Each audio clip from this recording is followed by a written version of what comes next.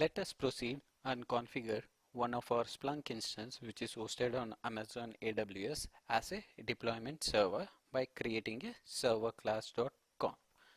So let me log into our deployment server, a dedicated Splunk instance which has for now we have made it as deployment server. Let us see how we can configure it. I'll just log in as application user. Yes, I am now Splunk user, that is our application user. Let me see whether Splunk is running or not. Yes, Splunk is running.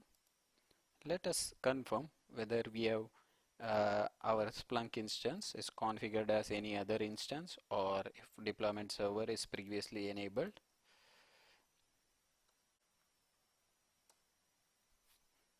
So I'll log into Splunk web. To configure deployment server, as of now we have only one method, that is editing configuration file. We will be adding a file called server class.conf. So to check whether your acting Splunk instance is deployment server or not, all you need to do is go to settings, forwarder management, and as you can see it says deployment server in the URL. As of now we have not set up the deployment server. Let's go ahead and make this instance as a deployment server. Log back into CLI. As I said earlier, we have only one method for enabling deployment server, that is by creating server class.conf. That is, we will be editing configuration file directly on the backend. We'll go to Splunk home, etc system local. So as of now we don't have the file, that is server class.conf. This is the configuration files which is responsible for making a Splunk instance act as a deployment server. Basically, create one file, temporary, and you add these 4 lines.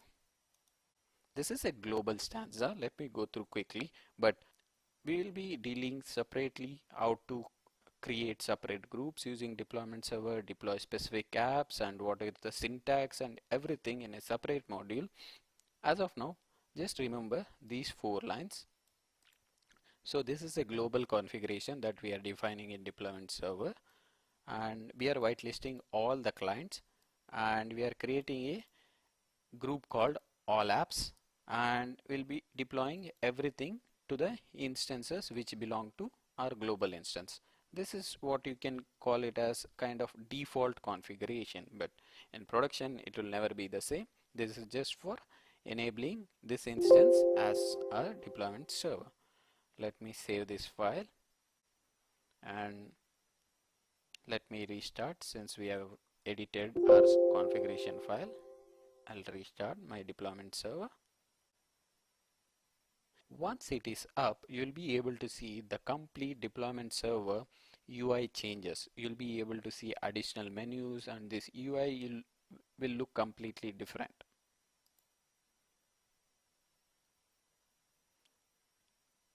Now our Splunk deployment server is up. Let us log in back.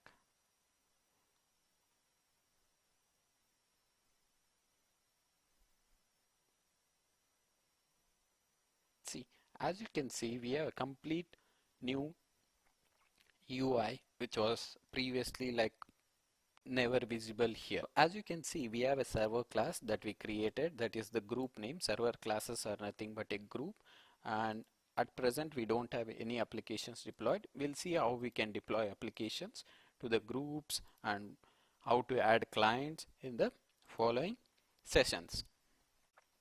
And also in the future course we will see how the deployment server is used to create server groups, create apps on clients, and deploy configuration of the clients from the deployment server. Now let us proceed further to see how to add a client to report to our newly added deployment server. To add a client to deployment server, we have just two different ways of doing it for all components of Splunk, including Universal Forwarder. That is by Splunk CLI or editing configuration file. Let us see them one by one.